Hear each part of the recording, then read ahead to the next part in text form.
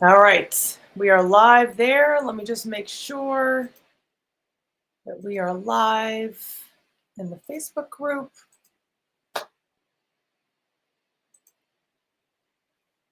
Here we go.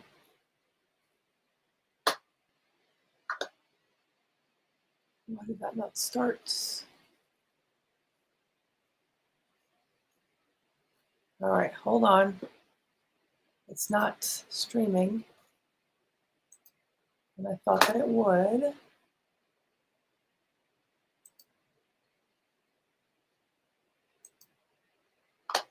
Okay. Oh, cool. That's weird because it wasn't showing up on my other thing. Cool. All right. Hello, everyone. So good to see you. Happy Friday. So we are showing up at a very different time than usual.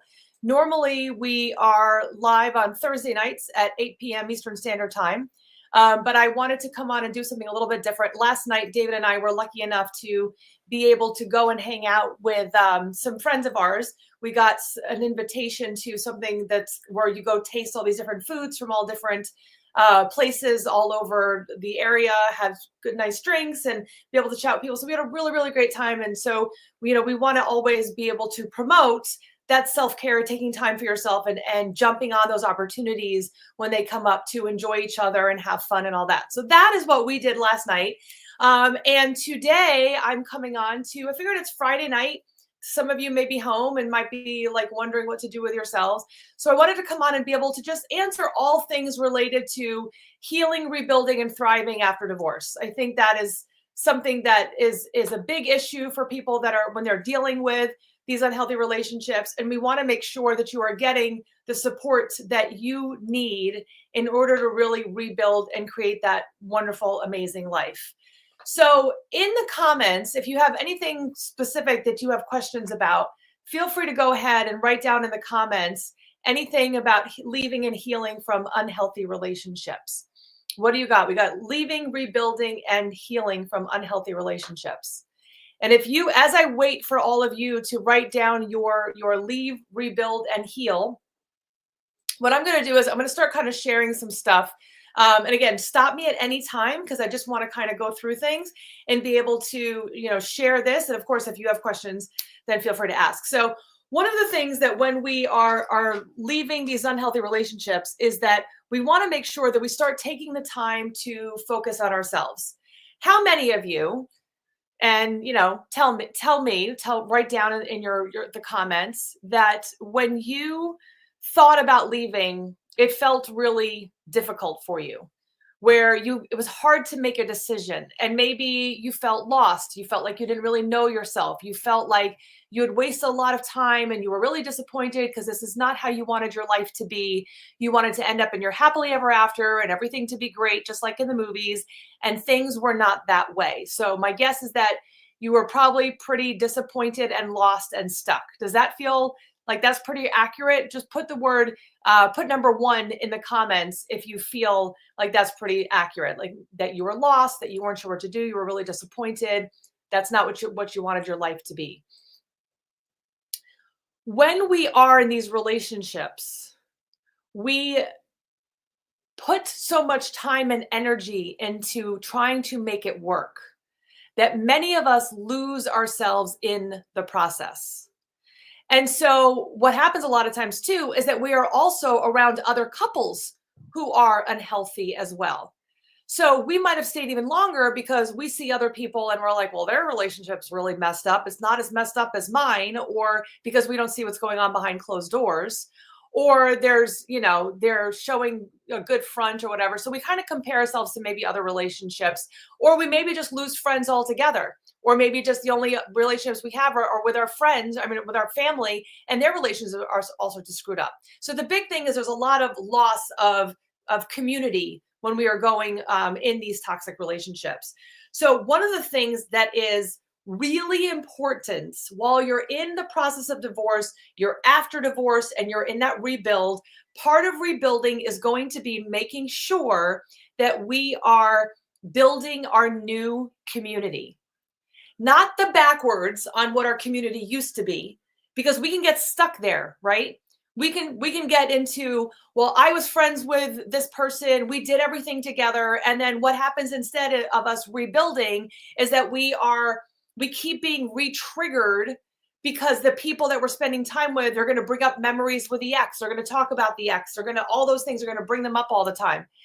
I'm going to tell you right now, if you haven't done so, and again, I don't know where you're at in your process, but if you are in the place of you've recently left, then what I would recommend, and even if it's been a while, put up a boundary of telling friends and family that you do not want to speak to them about your ex and or soon to be ex unless you bring them up. Because for some reason, some people love to stir the pots. They love to bring up like, hey, guess who I saw while I was out? Guess who they were hanging out with? Guess what they were doing? Guess what I heard about them?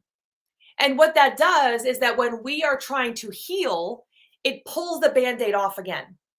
And when you pull that Band-Aid off again, then you got to start healing all over again, because it goes back into your mind and then it re-triggers us. So therefore we start, if we've had problems with like overly thinking about this ex, it comes right back.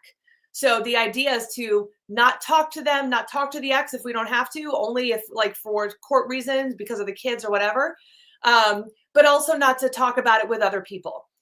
If you bring it up, fine. And I would recommend making sure that you have your team to bring that up, but talk it to the people that are going to actually help you, not the people that are going to commiserate or just try to stir the pot and bring up past information. And so in saying that, excuse me, part of what we really want you to do is we want you to make sure that you are rebuilding this community. You are rebuilding your team. And so one of the things that I suggest with rebuilding your team is go out there and make new friends. And some of you that are watching might be like, well, making friends as an adult is really hard. And I will tell you, it's the same as it was when we were little. When you were a little kid, you watch little kids on the playground. They go up to another little kid who's doing something. They're like, you want to be my friend? And they're like, yeah. And then they go and they jump on they go on the slide and go on the swings and whatever. Now we do it slightly different, but it's still the same exact idea. You have to go out and do things that you enjoy. Go to the things that you like doing. You don't know what those things are? Let's go test them out. Let's go see what you like doing. And while you're there, you can go talk to people. And if someone seems cool, hey, you want to hang out and go have coffee sometime? Hey, you want to go to this event that I'm going to? Hey, whatever it is. Somebody has to make the first step to go out and make the friends. And I will tell you, most people are looking for that as well. They're just also afraid of being the one to ask. So it might as well be you. So go out there and go try the new things. And that's fun. So you can go try, you've always wanted to, I always share the example, before I moved to Texas, I joined a women's hiking group. So I already knew people before I moved here. I already had some connections that were here. They're a great group of people. They have a retreat twice a year for all women, really great opportunity. Amazing women, have made some great friends there. And I did that because I was like, oh, I'm moving to another state. I need to make friends. So I followed exactly what I tell everybody else to do. I went out there and I met people and I brought them together. And I always say, let that weirdo flag fly. So as you are relearning who you are, you want to be open and honest with who you are. Don't go into your new life redoing the same things that you've done before. So we're not people pleasing. We're not pretending to like the things that we don't like. We are not keeping our mouth shut all the time. We are being assertive. We are being open. We are being vulnerable. We are sharing. We are connecting with people that understand us and are there to support the person that we are becoming, not the person that we were. If that makes sense, write the number 2 in the comments. We are looking for friends that are supporting the person that we are becoming, not the person that we were. So again, if that resonates for you, write down the number 2. And if this is your first time coming on a live, I am definitely going to recommend, if I say it every single time, bring that writing utensil and a pad of paper, take some notes. These are some things I'm going to ask you to do it and have you actually put this in motion. Because as you do this, you're going to start to notice that you're going to have some big changes go on. So recreating community. Part of recreating your community is also creating your support system. So your support system, I always tell all my clients, and anyone who's watching, feel free to say hi. But I always tell my clients, have your 3 people. Who are the 3 people that are your go-to?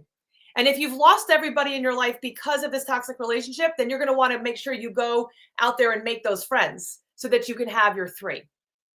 But your three people are the ones that you say it to ahead of time. Hey, I'm going through some shit right now. I would like for you to make sure that you are if that you are available. And if you're not available, you're going to tell me that you're not available. So I don't feel awkward or strange about, reaching out to you, because I don't want to feel like a lot of us are people pleasers. We don't want to bother people. And so if we tell them ahead of time, hey, you're my person, is it okay if I reach out to you? And if it's not a good time, please tell me. Then we can feel more comfortable with reaching out to them. Your support system also might be a therapist, might be a coach, like what David and I do. It might be someone that helps you with nutrition. It might be someone that helps you with the gym. Who are a lawyer? Think of all, and I guess I should also say, and a financial planner. Those are the really important things. If you're just starting the divorce process, your support system should be in this order. If you're already having a therapist, that's great. But if you're starting the divorce process, it should be a coach to help you through. Then it should be a financial planner, and then it should be a divorce attorney or mediator, one or the other. But you want to start with that coach first, then financial, then mediator or attorney, to make sure that you have all those things. Okay, so if you are in that beginning phase, that's what you need to focus on. Going back to the rebuilding. After the rebuilding support system and making sure that we, really create that community for ourselves, we want to also make sure that we are going out there and learning who we are. What is it that we want for our lives? What are the things that we are doing that maybe are sabotaging us from being able to heal? What are the things that we've done before that maybe we're noticing some of the patterns that are happening over and over again? You don't want to bring the baggage from the past into the future. You don't want to carry that resentment, that anger, that frustration. You don't want to carry all of that into the new life that you're creating. So look at some of the things that you might need to work on in order to find and create that healthy life that you want for yourself. And I would recommend, and I literally just had this conversation with another divorce coach today, and we are in agreement that one of the biggest conversations we have with clients is to remind them not to date after, during and right after their divorce. It is not a good idea to start looking at immediately dating. Now, you get help, you get support, some time goes by, you know who you are, you rebuild, all that kind of stuff. Then yes, 100% you should be dating. But before then, you want to make sure that you are really rebuilding before you add that next layer onto your life. So definitely stay single, get to know who you are. You want to also look at your limiting beliefs. What are the beliefs that you have about relationships? What are the beliefs that you have about what's possible for relationships? And the cool thing is that David, my husband, if you've ever, been interested in this, he actually does this rapid reset, which actually helps your brain reset quickly those negative thoughts that you have in your head about what's possible for yourself. So imagine going in and all those thoughts that you had of, I'm not good enough, it's not possible for me to change, I can't, I'm too old, nobody's going to want me, whatever those things that we tell ourselves. Imagine if you were able to walk in to a session and then walk out feeling better, not having those negative feelings anymore. So looking at those limiting beliefs that we have, because if we believe that we are not capable of a healthy relationship, we're not going to find a healthy relationship. If we believe that we're too old, we're going to settle for someone who's not the right person. If we believe that no good guys are out there, we're going to get breadcrumbs and we're going to attach ourselves to the first person who gives us any semblance of niceness or any attention whatsoever. I'm not saying you have to be totally healed, but I'm saying you have to know thyself, know who you are, what you want for yourself. And so what are the beliefs that are keeping you stuck? What are the beliefs that have kept you, maybe this wasn't your first unhealthy relationship. Maybe this has happened before. Maybe you had an unhealthy childhood that's caused you to make home feel like stress and overwhelm. So that when you feel love is something that feels uncomfortable for you, but it's what you know. So how do you reset that? Well, again, we use the rapid reset method, but what can we do to start changing those beliefs about what we have? We have to be aware of them too. If we can say hey, I just think all guys are crappy, then you're going to end up with a crappy guy if that's what you're looking for. Or you're going to be single, and being single is fine. Be single. But if you believe that it's not possible for you to create something amazing, you're going to lower your standards and you're not going to be able to create what it is that you're looking for.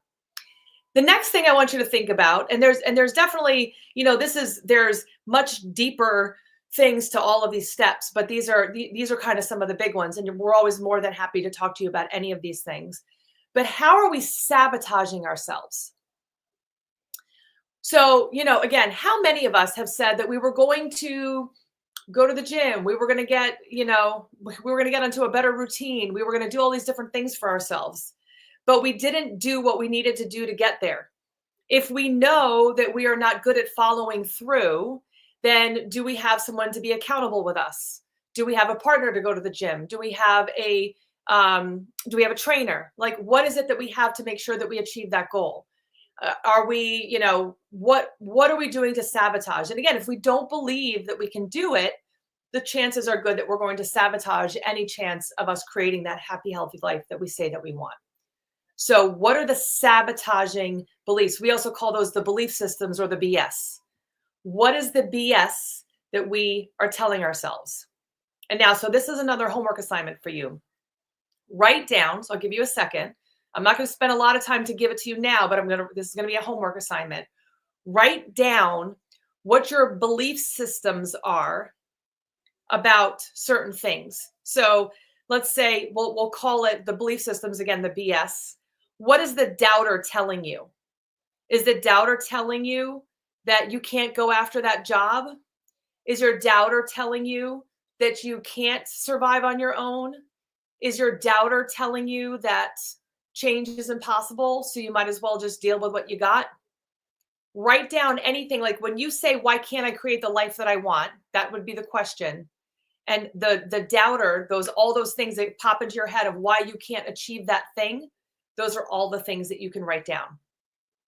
The cool thing about after you do that is that you can look at it and you can find solutions to each one of those doubts that you have. So like, you can't go after that job that you want. So the solution would be get more education, apply to it and see what happens. Talk to people and see who knows the person who's hiring and what they're looking for. List different ideas for each one of those things, because when we start to be more creative, we start to look for solutions to the problems. And so what are the doubt automatically, that's fear that's telling us we can't. So how do we combat that fear? We come up to solutions, or we come up with proof that that fear isn't real. So that's something else that we can do. Is this good so far? Give me a number 3 in the comments if this is helpful so far, because I want to make sure. I know I'm going through this kind of fast. I don't see. Oh, wait, hold on. Oh, you like the homework. Good job, sir. Oh, there we go. Haha. I'm seeing. Oh, Christy. Yes, you are guilty of that. Everything you just covered. Okay, cool. Yeah, it doesn't always show me. I had to search for your comments on Facebook. Okay, cool. All right. The next thing, and this one is also important, is to reconnect to our gut instinct. How do we do that? Okay, so I'm going to go back to what I said before. As you are rebuilding, you have to go back and realize that there was a lot of times that your body told you that what you were dealing with wasn't good. But because you are the people pleaser, the caretaker, the problem solver, all of those things, because you were that, then you ignored those feelings. And what happens over time is that our ability to really trust our gut starts to disintegrate. And we have to be able to reconnect to that, because it is there to help you. I know we want to shush it. Shh. Don't tell me that this is a bad relationship. I'm in, and I'm going to do whatever I can do to figure this shit out. How many of us have done that? We have to pay attention to our gut. So here's what I'm going to ask you to do over the next week. This is going to be another homework assignment. Don't worry, I'm not going to give you any more. And yes, I am a former teacher. This is why I always give you homework. But I think that this is really important, because I want you to do this in real life. This is not just you watch a video and you're like, oh, great, I learned some stuff, and it goes right out the other ear. I want you to put it into practice, because as you put it into practice, it becomes more real. And then when you go into action, that's when change happens. So how do you trust your gut? I want you that when you are, for the next week, as you are going about your days, I want you to just kind of pay attention to if your inner voice says you should make a left instead of make a right, or like go a different way back from work, or stop somewhere, or whatever. Just really start paying attention to what that little voice is saying and follow it. Do whatever it says. And I've had when I was in this process where I was like, I'm going to just start listening to what that voice says because it's there. I've just been ignoring it. So, I mean, so many fun examples. But, one of them was that I remember coming back from work and I was like, you know what? I have this feeling that I need to go stop at the store. And I didn't normally do that, but I had to stop at that store.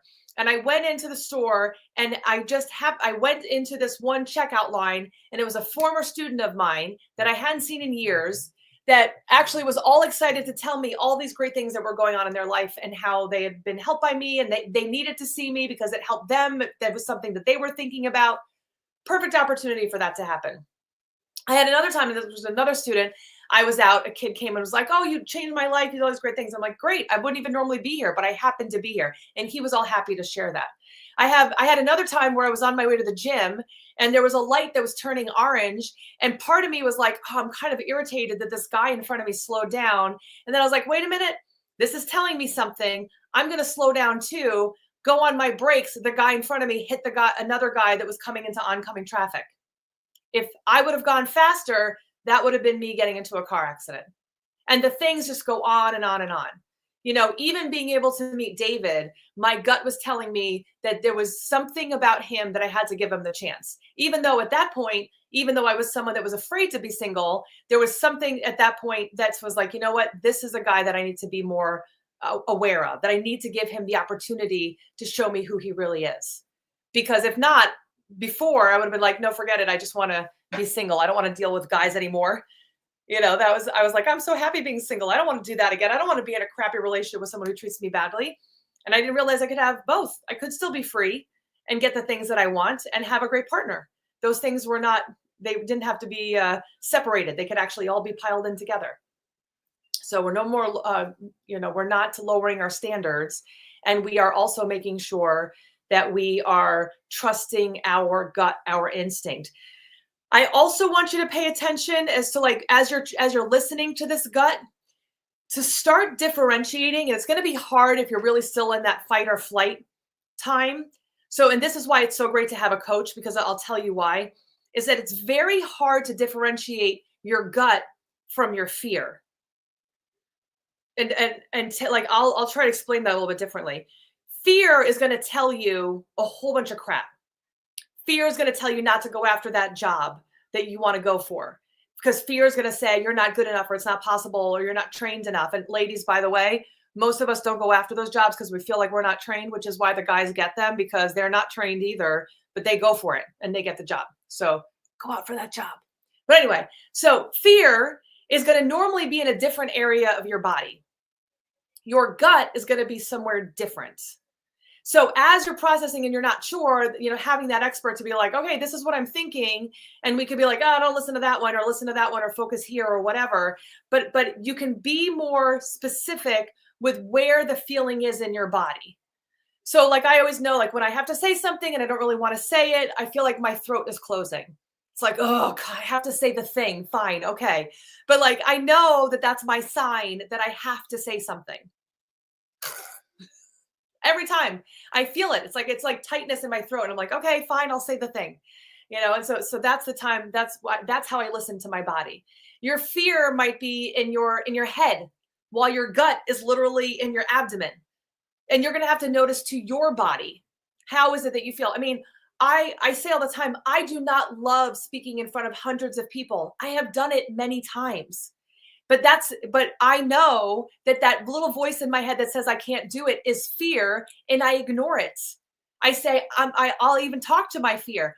Hey, I'm doing this anyway, because this is something that I'm really passionate about sharing and helping other people out of. So I'm going to say what I have to say, and I'm going to do it even though I am uncomfortably scared. I'm going to do it anyway, because my gut is telling me that I have to. And I'll notice like the fear. It's like, oh, I'm sweating, getting the you know, the butterflies, all that kind of stuff, a little shaky, that adrenaline starts coming in. I do it anyway. Feel the fear and do it anyway. And any one of my clients, they're all going to say, I say that all the time. You can be aware that you are nervous about or scared about doing something, but it doesn't mean you shouldn't do it. And that's going to be one of those things that as you rebuild, you're going to start to notice that there will be the fears that come up. And especially if you're thinking about dating and you're in that part of your process, but there might be someone that you're like, this is a really great person, but I just don't think they're my person. The healthy person is going to say, probably, this sucks because I really like them and I don't want to hurt their feelings. But I also know this isn't right for me to continue dating this person that isn't right for me. So I'm going to feel that fear and be sad about it, but I'm going to do what I have to do anyway to take care of myself. So that's where we're looking at getting to that place, so that when you are ready to date, you are going to be okay with not lowering your standards and not taking just anybody just because they've been better than what you've experienced before. We want to know who we are. So we've got that beginning part, that rebuild. Who are we? What do we want for ourselves? And then we can start adding in, like, let me just see now who I'd like to date, dating for educational purposes. All right, we can go into a whole other thing, which I'm going to bring up in a second. Does this help? Is this helpful? I'm going to go back to Facebook and see if there's any questions. 3, got it. Guilty. Yeah, sorry, gut. Yeah, I know. We're all mean to our gut. We're all mean to our bodies in general, I feel like. Women, stop being so mean to ourselves. This body is an amazing thing that gets us to do some really cool things. Without it, we don't get to do shit. So, so we'd better be nice to this. This is really important to be nice to. All right. Are there questions? I see some comments. I love it. I love it when you interact, because that really helps me to be able to make sure that I'm in the right track here. Let me see some other questions. I see some hearts. This is some loves. I appreciate it. Anything else? All right. I don't see enough questions. Thanks you for the hearts. I appreciate it. All right. So I don't see any questions. Cool, cool, cool. Okay. So here's one of the things I want to be able to share with you. I know, well, like 2 things. Number 1, tomorrow starts Valentine's Day month, right? It's like a whole freaking month of Valentine's Day. So I'm going to say a few things for those of you who are in the rebuild phase and you're like, oh, I'm working on really rebuilding myself. I want you to start thinking about, what are you going to do and for your Galentine's Day? I want you to create some kind of event for you and your girls. And if you don't have your girls yet, then you're going to you can put something on a local Facebook group for women in your area, and say, hey, all of us are meeting at this place to go celebrate Galentine's together. It's a single Valentine's Day together, whatever, something like that. But go and find something fun to do, to be able to have fun and enjoy Valentine's Day. So again, you could do it at Galentine's Day. You can have a friend over for dinner. You can go out to dinner with one of your friends. You can, I mean, there's so many different options that you could do, but plan something for you to look forward to, as opposed to being sad and unhappy and angry that there's nothing going on for you. Rebuilding isn't about waiting for other things to happen. It's about going and being the creator of the life that you want.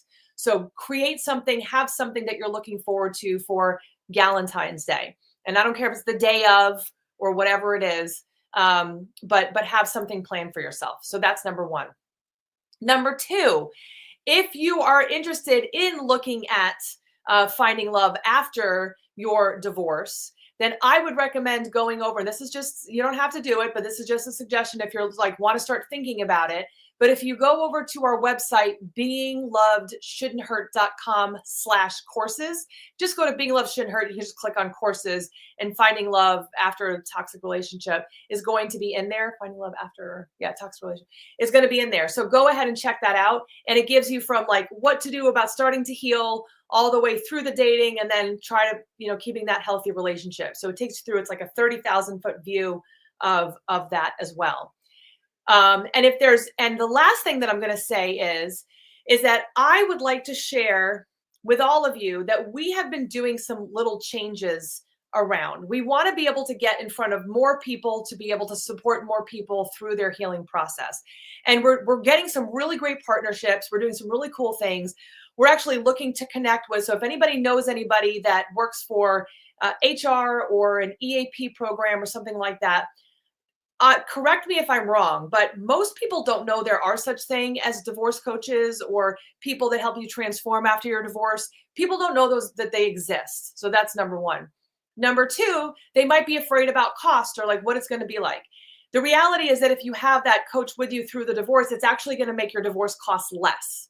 So what we have been doing is that we have been partnering up with people in the financial area, divorce lawyers, specifically divorce coaches that are there to save you money during the divorce.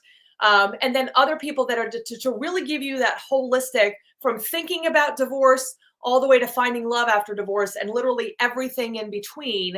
But we are going to make sure that you're getting all the support that you need. And we're looking to start working with wellness programs and different organizations. So if you know of anyone who's associated with EAP, the wellness department, HR, feel free to send me a private message and let's get in touch with them so that we can offer our services to more people and get it more accessible, because going through a divorce by yourself and trying to figure all of this out is not easy.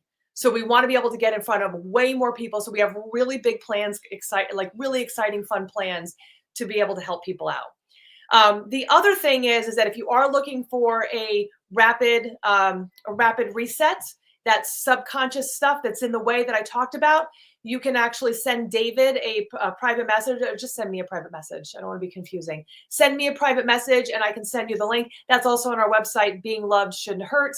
And the last thing I was going to say is that we are going to be changing our private Facebook group. So I know there's some people, I'm on a few different platforms right here, but we are going to be changing the name of our private Facebook group, and I want to make sure I get it right, to Divorce Support, Heal, Rebuild, and Thrive. Because I really wanted to be able to focus on the rebuilding. Knowing that we can leave and that we can rebuild and create something amazing is what we want. We want that for everybody who's watching, anybody who's stuck, anybody who's frustrated, anybody who doesn't know what to do from here on out. They're thinking about, breaking off the relationship. They're going through the divorce. They're on the other side. They don't know who they are. They feel lost. We want to make sure that you are getting that support. So we are renaming the group to, Divorce Support, Thrive, Rebuild, Heal, Thrive, and Rebuild. No. Heal, Rebuild, and Thrive. Sorry, I got this in the wrong order.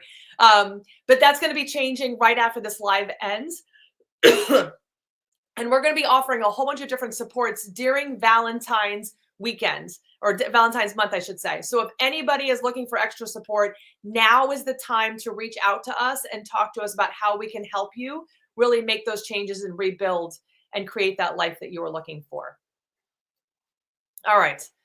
It was helpful. Good. Is there anything that I can answer while I'm here? Let me take I just said a lot. When I get really excited about things, if you have not been on with me, when I get really excited about things, I can just go, especially if I don't see anybody comments. But that's why if you comment and you ask questions, I can answer whatever questions that you have. And I'm here to do that. Questions. I'm going to give it another, because I know this in some of the different areas. I know that this there's a little bit of a lag in being able to see comments. All right. Christy, I see an UG. Why do I see an UG? I don't know what I said 5 minutes ago. Damn it. Oh, was it about dating after the toxic relationship? I know. And nobody wants to listen. It's always the parts. Thank you, Judy. We appreciate you. I know it's not easy, but we love, and I sometimes clients are like, I'm so sorry that you're like, I'm stuck, or that I'm telling you this again, or whatever. And I'm like, dude, that's what we're here for. You don't have to worry about like your friends that get frustrated or don't want to say anything. Like literally, this is what we're here for. And we love watching those aha moments. Like it is hard to be stuck.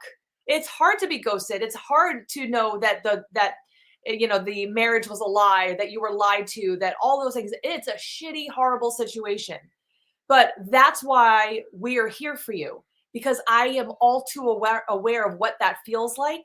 I know how stuck we can feel, and I want you to know that you can create something better and different for yourself. And that's the hope. And whenever we see that happen, David and I are like high-fiving each other. We're all excited.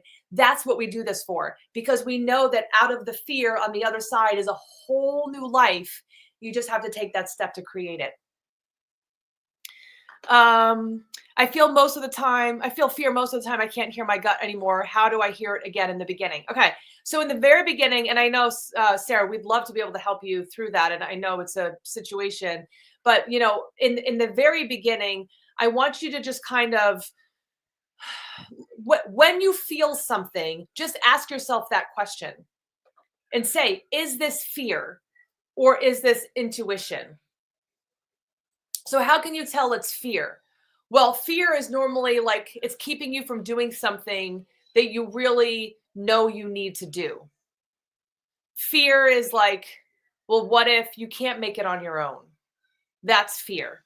Your gut is like, dude, get the F out. That's your gut. Fear is like, I don't know. Am I going to be able to make it on my own? Are they right? Is this all the crappy things they've ever said about me? Is it actually true?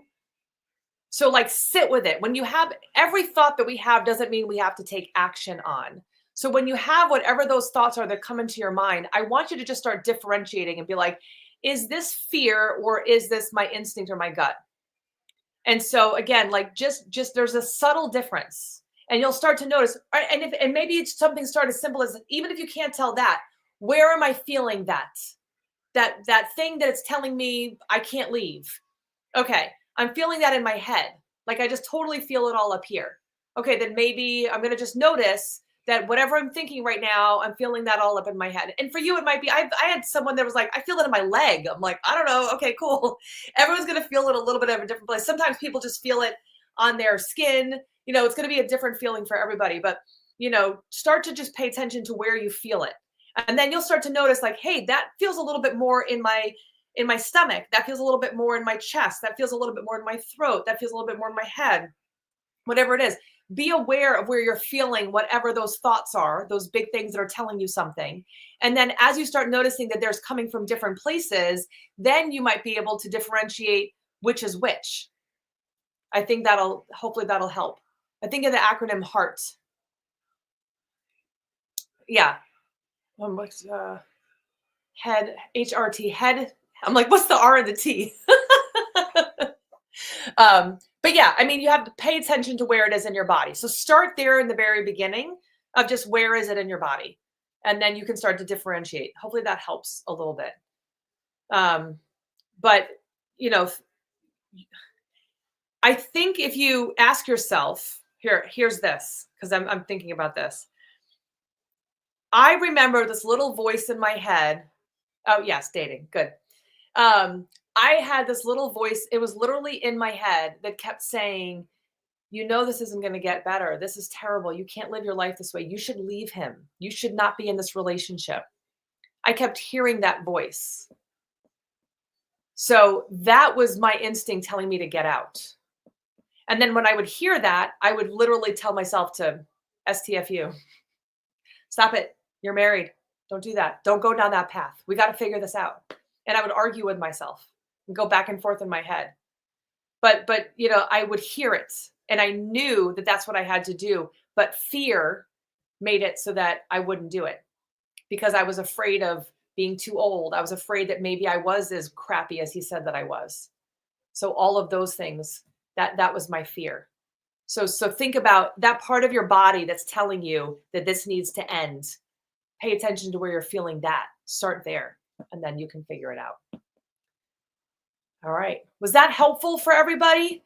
Last things. I know I was going to be about 30 minutes and I definitely went a bit over, but it's all cool. Any other questions, thoughts, comments? Nothing? You have fun hanging out? I had to be on like calls all day long. If not, I would have been like in my pajamas and comfortable. So I hope everyone's hanging out, relaxing in their comfy clothes, enjoying themselves. It's Friday night. Go put on a good movie, grab yourself a cup of tea or a glass of wine. No judgment here, whatever feels good for you. Go out there and relax. It is Friday. Make tonight about you. Seriously. January was like 11 years So it's the last day of January, finally. I don't know. I mean, at least that's how I feel. Maybe I'm the only one. I don't know. But tomorrow is February. So start planning your Galentines, your fun times, and do all of that. All right. I am seeing new people come on. Everybody who's newly coming on the live, go back and watch it from the beginning. If you're in my Facebook group, definitely go back. If you're not in my Facebook group, you need to get over there because you can watch the replays. My other places, you can't. So you've got to watch it live. Like Instagram, that's how they make you do. All right, that's it. Suzanne, thank you. And thank you for your help, Suzanne. I appreciate it. Sarah, glad that it resonated for you. Christy, Judy, glad to see all of you on. Definitely go back and watch this from the beginning. Again, if you have not yet grabbed the course, Finding Love After a Toxic Relationship, definitely go out there and check it out on beinglovedshouldn'thurt.com. If you're looking for support, you can always send me a private message and we can chat. All right, I will talk to you soon. Have a wonderful evening. And I will say goodbye. Bye, everybody. Talk to you soon. Send me a message if you need me. Bye.